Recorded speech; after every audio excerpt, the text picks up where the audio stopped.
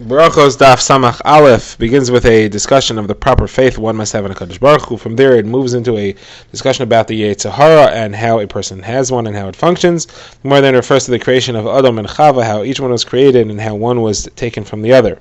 From there, the Gemara speaks about men and women and how one should be careful not to walk behind women and what the halachas of that are. And from there, the Gemara gets on to a discussion of how the different organs of the body work together and inform the decision-making processes of the body. The Gemara then speaks about Olam Haba, Olam Hazeh, Tzadikim, and Rishayim, and proper devotion to HaKadosh Baruch Hu in all aspects of our lives. The Gemara brings the famous story of Rabbi Akiva, who taught Torah in the days of the Romans, and his mashal with the fish. And then the Gemara gets into the halachos of the proper direction one should face when he's using the restroom, not to be facing Yerushalayim.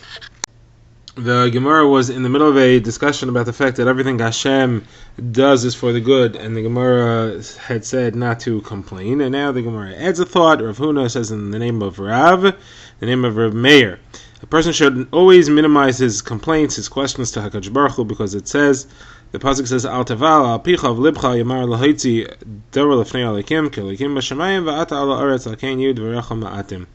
It says that Hashem is in the heavens and He sees all, and you are here on earth, so therefore don't bother complaining too much, because Hashem has a better perspective than you do, to put it mildly. Okay, now the Gemara has another discussion about our relationship with the HaKadosh Baruch Hu, and here we'll have three different pshatim. The Gemara says, Rav Nachman says, the word vayitzer, and he formed, when Hashem created Adam, is spelled with two yuds. So why two yuds? So the Gemara says, first pshat is that the two yuds are to refer to the two yitzarim, the two drives that a person has, a drive for the good and a drive for evil. So the Gemara says that can't be, because animals don't have the word vayitzer, and you're going to tell me animals don't have a drive for good and drive for evil? We see that there are animals that are mild-natured, and there are animals that are wicked. They kick and they bite and all kinds of other things. So you see that they have a drive to destroy as well. It's not a criminal drive, but there is a drive to evil to some extent. So the Gemara says, okay, I'll tell you a different pshat. Shimon ben Pazi says the two yuds are for the two levels of accountability that we have. If we only listen to our physical demands, our drives, then we'll have to answer to HaKadosh Baruch Hu, who wants us to live on a higher level. And if we do everything that Hashem says, we'll have to be denying our bodies. So we have two conflicting drives. It's a similar idea as before. It's two conflicting drives, but here you can't ask about animals, because here we're saying that humans have responsibility. Animals aren't responsible for anything they do. They do not have free will, they don't have mitzvahs, they don't have averas. Now, the Gemara says the third pshat as to why there's two yuds in the word vayitzer, and he formed him. The two yuds are referring to the fact that man was created in two forms. He was a male and female form stuck together. Like it says, Achor v'kedem tzartani, you created me forwards and backwards. The meaning is that one side of Adam Harishon was male and one side was female, and then later it was separated when Chava was created as a separate individual. Now the Gemara spends a while discussing the creation of Chava. So the Gemara quotes the pasuk that says, "Vayiven Hashem Elokim es hatzela," and Hashem took a side of Adam Rishon and He built it into Chava. So one wants to know, what did He take from Chava exactly? So some machlokes Rav and Shmuel. One says that He took the entire side, that Adam was originally two sides, two forms stuck together, formed together, and He took one whole form off and made that into Chava. And the other pshat is that it was just a tail. Adam had a tail, and that was removed, and that formed the formation of Chava, who was built around that. Now the Gemara is going to ask a number of questions on these two positions. First of all, the Gemara asks that the pasuk we just quoted, Achor v'kedem tzartani, you created me forward and back. What does that mean? If it was just a tail that was removed, where is our form in the front and the back? So the Gemara says, Ravami says, no, that means a different thing. That means that man is last and first. He's last in creation. He was the last creature to be created. He was the last thing created. But he's first in misfortune. He always gets punished first. Now, so the Gemara says, hold on a second, let's understand this. That he was the last in creation, you understand. He was created on Erev Shabbos, just before creation was over. But how is he first for punishment? What are you referring to that? You're referring to the sin with the Eitz Hadas, when the snake made them eat from the Eitz Hadas. Over there, it wasn't true. The snake was cursed first. We even have a brisa that learns from this, that in the areas of punishment, of misfortune, you always start with the smallest. First, the snake was cursed, and then Chava, and then Adam. And if you're referring to bestowing prominence upon someone or a group, then you start with the highest, like it says, Ve'edaber Hashem el Moshe, ve'el Haron, ve'el Elazar, ve'el Isamar, banav hanosarim. First, in that case, Hashem started with Moshe, then Aaron, then Elazar, and then Aaron's children. Anyway, so we see from here clearly that the snake was punished first. So that can't be what it means when it says that Adam is first for punishment. So it must refer to the Mabul. In the days of the Mabul, first, humankind was destroyed from the earth, and then only afterwards is the rest of the world destroyed. Now the Gemara goes back to questioning the discussion as to whether Chava was built from an entire side female form or if she was built from a tail. So the Gemara says, I don't understand. So the Gemara asks, we just said before that the word Vayiter with two yuds is spelled away because Adam was created with two forms, male and female. But if you say the Chava was built out of a tail, so what's the two yuds for? So the Gemara says very simple. We had a different shot. We had Shimon ben Pazi who said that I'm accountable to two things. My temptation demands that I follow the physical world, and HaKadosh Baruch Hu demands that I follow the spiritual requirements of myself. Okay, the Gemara has another question. What does the pasuk mean when it says Zachar unakeva bira'am? He was created male and female. That seems to indicate that it was a entire female form, not a tail. The Gemara answers like Rabbi Avo says that really the correct thing to do would have been to create Adam and Rishon as two separate entities, male and female, just like all the animals are created in a male and female form. But HaKadosh Baruch Hu changed the normal way, and he made them as one, so that when they come back together in a marriage, it should be a reunification. But the intent was originally that they should be created separately. That's why it says Zachar Nekeva Bira'am. Okay, the Gemara asks again, if it was a tail, so then what does it mean that after Hashem removed the side to create Chava, he filled flesh back in this way? It says Vayizgar Basar Tachtana, he filled in the flesh. What flesh is there to fill in? It was just a tail, it wasn't a whole side that was removed. The Gemara says okay, but the place where the tail was cut off, that needed to be filled in. So that's what it's referring to. Okay, now the Gemara asks on the other pshat that it was an entire side of Adam Rishon that was removed. The Gemara asks, when the Torah describes how Chava was created, it says that he took off the tzela and he built it. He built it into Chava. But if it was an entire side, why does it have to be built into anything? It's already fully formed. Only if it's a tail does it make sense that Chava has to be built. So the Gemara has two explanations over here. One is that the term building does not mean building the person, it means braiding her hair. That Hashem braided Chava's hair for her before he brought her to Adam Rishon. And the Gemara even says that you find that there are still people who use the term braiding to refer to building, and building to refer to braiding. So those are interchangeable words. Another pshat is that it's not that he built her, but that he formed her in the shape of a storehouse, in the shape of an eitzer, which is wider at the bottom than it is at the top, in order that the weight of the produce which is in the storehouse shouldn't weigh on the sides. So a woman is also built wider in the hips so that she should be able to contain the fetus and bring it to maturity. Okay, now the Gemara discusses the rest of the pasuk over there. It says, "Vayiviyeha el ha'adam." After he braided her hair, he brought her to Adam. The Gemara says, HaKadosh Baruch Hu acted as the shoshvinin. He acted as the unterführers, the wedding guides between the two. And from here, we learn that a person should always be happy to help with the wedding of even somebody who is a lower rank than him. But HaKadosh Baruch Hu helped with Adam and Chava, so then we should always help with everyone. Okay, now the Gemara returns to the discussion about whether they were created with two forms. The Gemara says, if they were created with two forms, a male and a female, so which side was the front? Which side went first, and which side followed behind?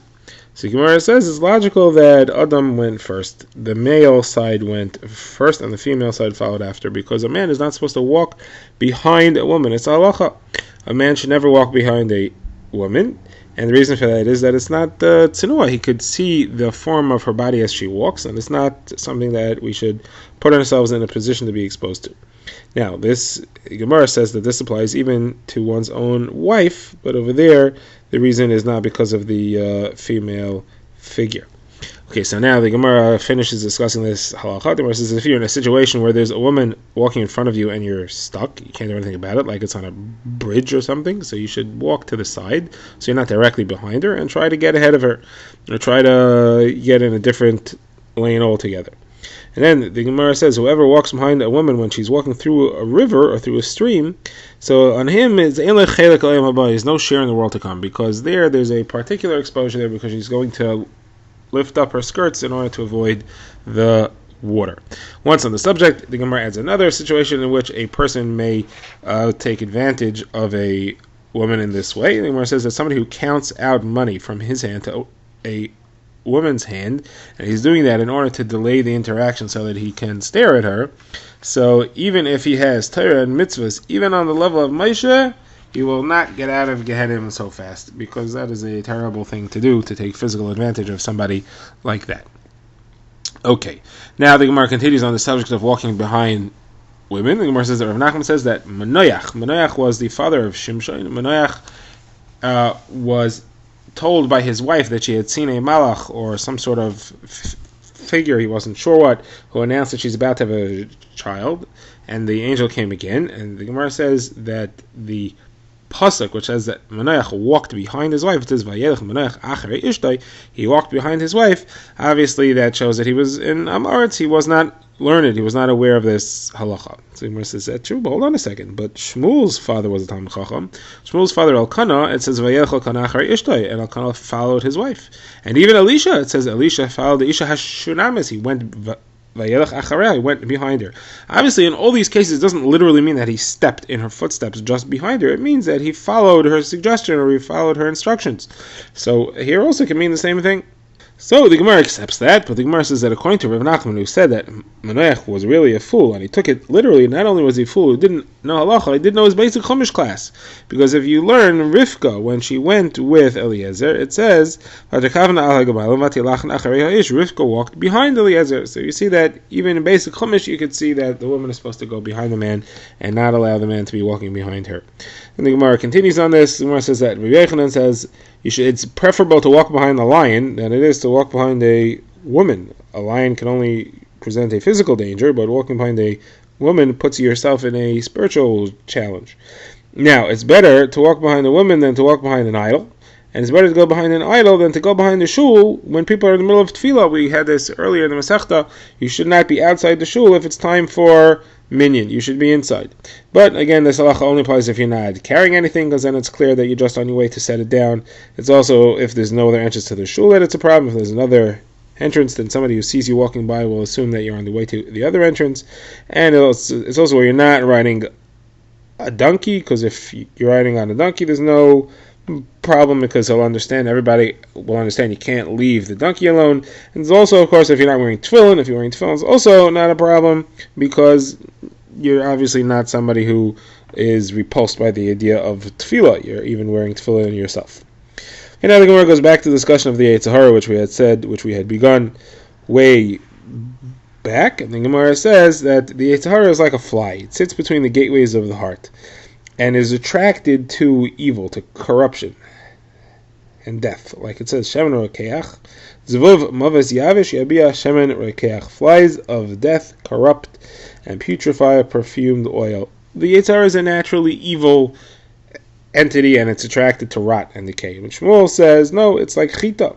Like it says, Pesach chatos reves, chatos, chita, similar words, that it's really attracted to good things. The pshat over here is that a man's refined nature attracts him to evil. It's not just a man's foul nature that attracts him to evil. Okay, the Gemara has another thing about this, a brisa that says that there are two kidneys that a person has. One drives him towards the good and one drives him towards bad. Like it says, kloyos yatzos, the kidneys provide advice. The Gemara also says that it's logical that the good side is the right side. Like it says, leiv chacham liyamina, a wise heart is on the right. Leiv ksil l'smalei, and the heart of a fool is on his left. So if you're a fool, you're listening to your left side, which is where the left kidney is. That's probably the evil one. Now the Gemara extends its discussion of the different organs and the advice they give. This is not meant to be taken literally. It refers to the position that the organs hold relative to the functioning of the body. Like, for example, the heart is not a part that thinks, but it's viewed that way because it's the center of the body and it's the central control. It's also where the emotions are felt on a visceral level. So the Brachos explains as follows: kidneys give advice. The heart understands and decides which advice to follow. The tongue articulates words. The mouth concludes the words. It cuts them clearly. The esophagus takes food in and it pushes food out if necessary. The trachea brings voice. It gives voice. The lungs draw all types of liquids. The Gemara means that it draws it through the stomach lining into the rest of the body. The liver has anger.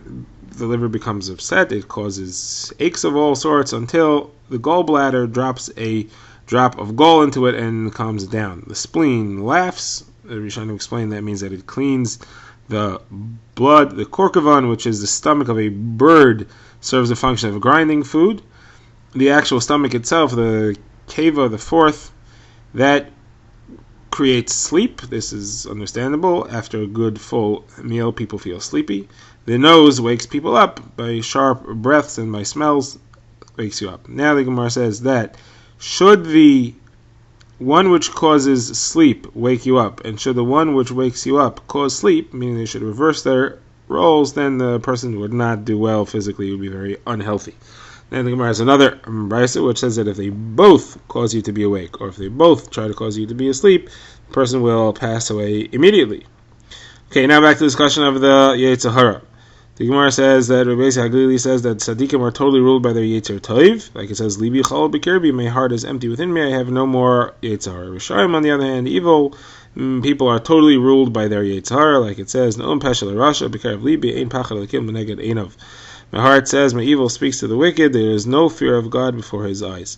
Now what about average people, everybody else? So they're stuck in a battle between the two, they're constantly stuck between them, and there's always a struggle. So Rava says, well, by that way of measuring things, then me, I'm considered average. I'm considered a Beinani, an average person. Abai said, you're a Beinani. If you're a Beinani, then there's no hope for anybody else. Somebody on your level is obviously higher than just a Beinoini. Now the Gemara quotes a few statements about tzaddikim and Rishayim. The Gemara says that Rava says the entire world was created only for tzaddikim Gemura, complete tzaddikim, or Rishayim Gemura, completely wicked individuals. This means that this world was created completely for the wicked, so that they can get all their reward in this world and none in the next world, and the next world was created only for tzaddikim, and they get nothing out of this world. Rava says a person should know himself. Which one are you? And the Gemara has a similar statement where Rav says the entire world, this world was created for Rishayim, like King Achav, who was one of the worst kings he ever had. He gets everything out of this world. He was exceedingly wealthy, but he got nothing out of the next world.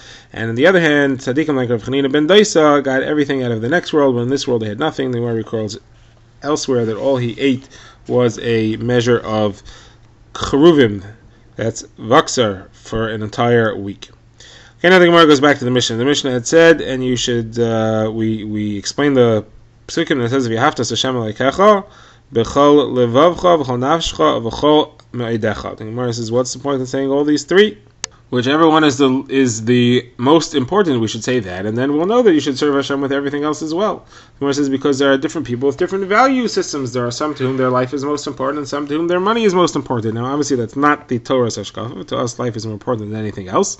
But everybody should serve Hashem with everything that they have. You shouldn't say that I only have to have my life, but my money is more important, or anything like that. And this is a statement of Rabbi Akiva, that you have to serve Hashem within your entire soul, meaning even if he takes your soul away, even if he causes you to die, that you have to serve him in that manner as well. I think Gemara quotes a famous story of Rabbi Akiva to describe how he kept this halacha. So the Gemara says as follows: Rabbi Akiva was living in the time of the Roman Empire, and the Romans at some point issued an edict that nobody's allowed to study the Torah at all. But Rabbi Akiva gathered groups of Jews together, and he taught them Torah in the street, in a public forum. So Gemara says that a man by the name of Papas ben Yehuda, who later gave his life for Klal Yisrael as well, so he was obviously a tzaddik, came and he said, Rabbi Akiva, how could you do this? Aren't you afraid of the regime? They'll kill you in a horrible way. So Rabbi Akiva said, I'll tell you a mashal. There was a bunch of fish in a stream running back and forth trying to escape the nets of the fishermen, and a fox came and said, come out here on the sea, on the dry land with me. And they said, if we come out there with you, we'll die for sure. Here in the water is where our natural place of living is. If we go out, if here we're in danger of losing our lives, out of the water we will die for sure. So he said, it's the same thing with us. If we are in trouble for teaching Torah and the Romans are trying to kill us for that, we have a chance. If we go away from Torah, we'll die instantly and for sure. So the Gemara says it didn't take long until the Romans arrested Rabbi Akiva and imprisoned him, and they began to torture him by scraping his skin with metal combs.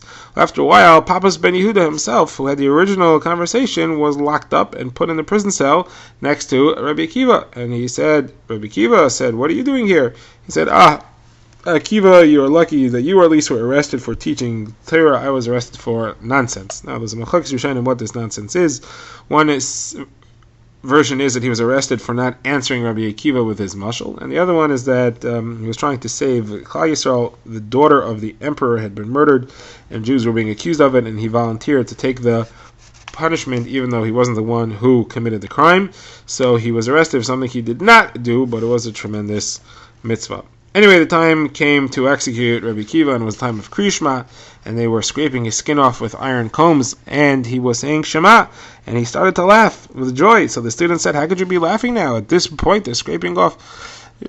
Rabbi Akiva said, what do I mean? My entire life I was worried about the pasuk of B'chol nafshecha, that you should give your soul to HaKadosh Baruch Hu with joy. I was worried, am I going to be able to give it with joy? And will I be able to greet HaKadosh Baruch Hu and be happy to cleave to Him despite whatever's happening to me? Now that it happens to me, I was worried about it. Now's my opportunity. For sure I'm going to grab it. So the Gemara says he was in the middle of saying Shema, and he was stretching out the word echad like the halacha is, and that was when his soul departed, meaning he became close to HaKadosh Baruch Hu to such an extent that his soul left him, not because of what they were doing to the body, but because of his closeness to Hashem.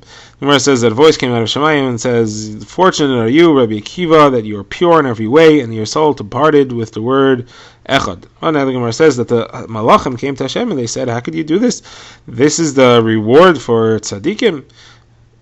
It says, Mimsim Yodcha Hashem, Mimsim, we should be amongst those who die by your hand, not by these unnatural events.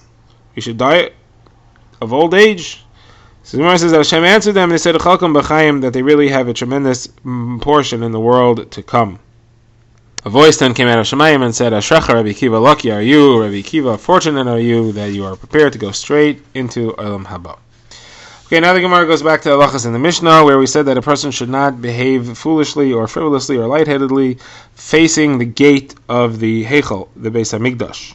Now the Gemara says, Rabbi Yehuda said in the name of Rav, that it's not necessarily anywhere. It can only be where you're standing within sight of the Beis HaMikdash, and you're on a level where you can actually see through the gates. If you're above or below the slope and you can't see, so then it doesn't count, and this halacha does not apply.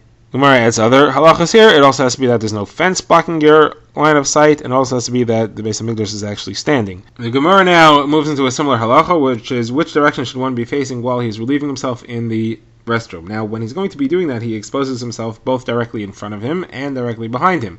So we don't want the Beis HaMikdash to be in either of those two directions. So the Gemara quotes a brisa which has the following halacha. Eretz Yisrael will be divided for this discussion into two regions. There's the Galil, which is the area north of the Beis HaMikdash. Over there, the entire area is considered to be north, and therefore you don't want to face neither north nor south, because you'll be exposing either your front or your back to the direction that the Beis HaMikdash lies in. Therefore, if he's in the Galil, he should only face east-west while he is exposing himself to use the restroom. However, if he's in Yehuda, which is the entire area east, west, and south of the Beis HaMikdash, so there it's as follows. If he's due south, again, you don't want to be facing north or south, because you'll be exposing yourself.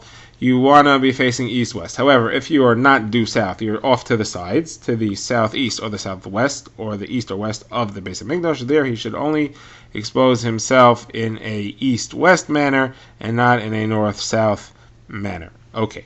Now, that is the opinion of the Tanakhama in this brisa. Rabbi Yisrael says not necessarily. It depends on all these halachas like we saw before. It's only if the Beis Hamikdash is there, and it's only if you can see, if you're within sight of the Beis Hamikdash, and it's only if there's no wall in between.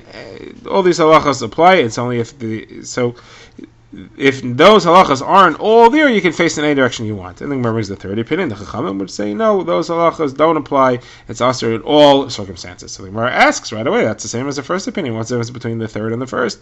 Whereas the difference is the sides. The third opinion is only arguing on Rabbi Yossi's halachas, but they are agreeing that areas that are far from the Beis Hamikdash, like all the way in the southeast or the southwest of Yehuda, you don't have to worry about these halachos. Now the Gemara quotes another brisa which is similar, but it divides up Rabbi Yossi's shita into a number of different people. It starts off the same. It says that somebody who's in Yehuda should only face north-south. He shouldn't face east-west while he's relieving himself. Somebody who's in the Galil should only face east-west. He should not face north or south. Then it says that Rabbi Yossi says that you're allowed to without worrying about the direction, because it's only a problem if you're within sight of the Beis Hamikdash, which is a very small area. Now Rabbi Yehuda says it's only if the Beis Hamikdash is actually there, and Rabbi Akiva says no, it's anywhere in the world. So Gemara says that's the same as the first opinion. Gemara says no, Rabbi Akiva is saying anywhere, even Chutz La'aretz, even outside of Eretz Yisrael, it's forbidden to face the direction of the Beis Hamikdash. Now the Gemara quotes an incident here. The Gemara says that Rabbah, who lived in Bavel, which was very far from Eretz Yisrael, he set up his restroom so that he would not be facing Eretz Yisrael. Now, how did that work? So the bathrooms that they had consisted of two bricks, and he would sit on one and lean against the other. So the bricks, he set them up so that they ran east-west, which means that when he sat, he'd be facing north-south. Now, Abaye, the Gemara says, went and shifted the bricks around. Why did he do that? He wanted to know if Rabbah had placed it this way coincidentally, or if it was specifically because of this halacha. And the Gemara says that Rabbah came in to use the restroom again, and he saw that it was moving, and he said, who keeps bothering me by turning my bricks? And he turned them back specifically to be that way, because he said, I hold like Rabbi Akiva, who says that even all the way here, far away from Eretz Yisrael, you still have to be careful not to be facing towards Eretz Yisrael, Yerushalayim, which is in the east, and therefore he specifically faced north-south.